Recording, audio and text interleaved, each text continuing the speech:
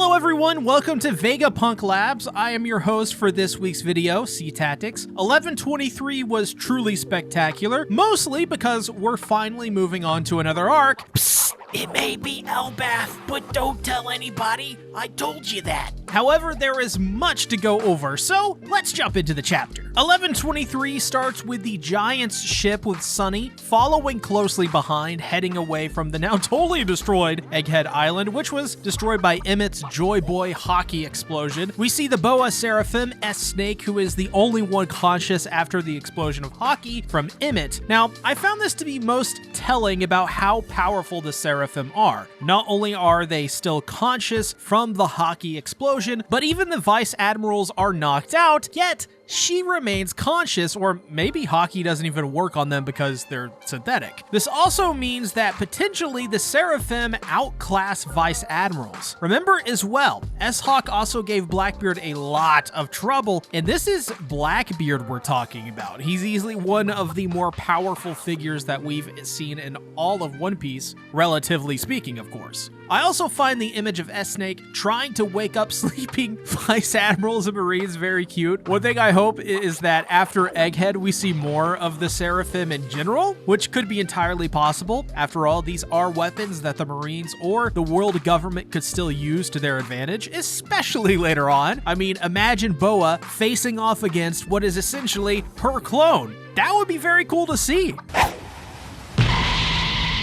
I also found it hilarious that this is yet another Vegapunk lab that has exploded or been destroyed in some capacity. I mean, first we have Frankie, who obviously destroyed one of his labs in post-war. Then again, we have Caesar and Punk Hazard, who destroyed, or at least partially destroyed, that second lab. Is it me? Or does Vegapunk need to make his labs, I don't know, less combustible? But we see one of the giants on the mizzen mast above Dory and Bragi, and what's important here is that Shanks' hockey is implied to be the most powerful, at least that the giants know of, and as readers, heck, that's about all we know too. This is significant because the giants are centuries old, so if they are comparing the hockey used in Emmett to the hockey used by Shanks, well then that means Shanks is the most powerful person the giants know. But this release of hockey was even greater than Shanks. Either way, Luffy yells back at Emmett to tell him thank you, and it's just kinda sad that, you know,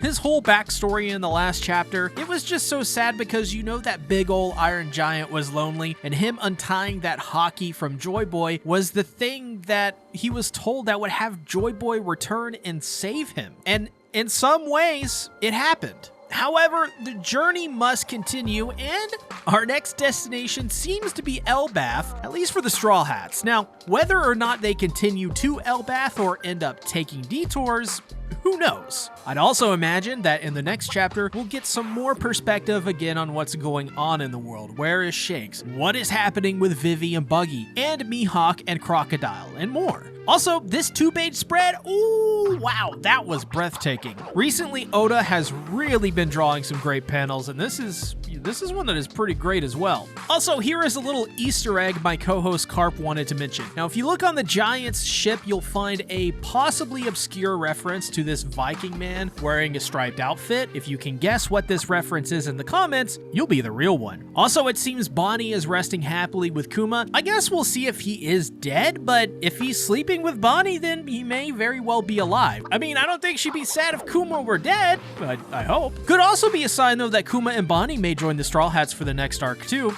as Egghead is seemingly coming to an end. Zoro is also on the ship, or maybe he's not. Maybe he's lost and is somewhere in Alabasta, or somewhere, I don't know, who knows. I also love the little reference with Usopp crying over seeing Bragi and Dory. It has been so freaking long since Usopp has seen them. Over 2 years now, and for us it's been, well, I mean decades since we've seen Usopp interact with him. I also love the detail of Chopper next to him freaking out about their size, which you gotta think, for Usopp these giants are big, but Chopper, he's even smaller.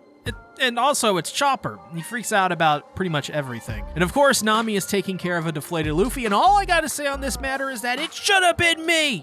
finally we see Sanji go to Vegapunk Stella asking for clarification on everything that he broadcasted. My theory is that after this chapter, Vegapunk Stella is pretty much dead, and the one that will survive is Lilith out of the 7, which is somewhat unfortunate because I absolutely love Stella as a character. He's been morally one of the more interesting in the entirety of One Piece for me personally. I also think he's dying because, I mean, look at him in this chapter. There's a black shadow cast over his face. Oh, yeah, and also the fact that he's been impaled and shot, but who cares? Though, if you look in the background, something about Emmett is very peculiar. Did you notice it? Emmett has an X on his body, which to me is clearly mirroring the Alabasta saga. Now, I think Emmett, much like the Straw Hats to Vivi and vice versa, was sending a message to Joy Boy that they will always be connected, and Emmett will always have Joy Boy's back and vice versa, no matter what. So, we get into a really interesting flashback where the Vegapunks pretty much uncover that the Seraphim are growing stronger using the Mother Flame. And this is new information because this directly contradicts what they had surmised before. As well, this is how they were able to figure out that someone stole the Mother Flame. And poor Lilith, they additionally blame her for it, which, to be fair, that is understandable. She kind of is the embodiment of Vegapunk's inner hot tomboy girlfriend. So, yeah, I'd also probably suspect her first as well. This also means that the first to find this information out were Shaka, Pythagoras, and Stella. Then 1 week later, Pythagoras, who ironically represents Vegapunk's wisdom, is the one to find out that it's York. Now, they figure out that York is essentially syncing fake memories to Punk records, and instead has been feeding those at Mary Joie that Vegapunk and his clones are researching the Void Century. And we know with Robin's backstory what happens when you research the Void Century. But 1 day later, Lelucia is destroyed, and from it, only a deep hole remains, which is what she said. But through York's betrayal, Stella figures that the world government wants to use the Mother Flame for an ancient weapon. Now, this could be a red herring, as it was mentioned, I think twice. And as we know, Oda never spells things out for any of us. He always somehow leaves us shell-shocked or surprised just when we think we know what's going on. Remember, Ivankov theorized in chapter 1086 with Dragon that Lelucia was destroyed by an ancient weapon controlled by the government. This is significant because they both mention twice the same things, and both are emphasized to be theories in these scenes. This is something we should keep in mind. What Stella, Ivankov, and Dragon are discussing probably is an ancient weapon, but what it does, how it was used, and if it was even used at all is still somewhat ambiguous to a degree. I think if anything, it's safe to say it's too early to say.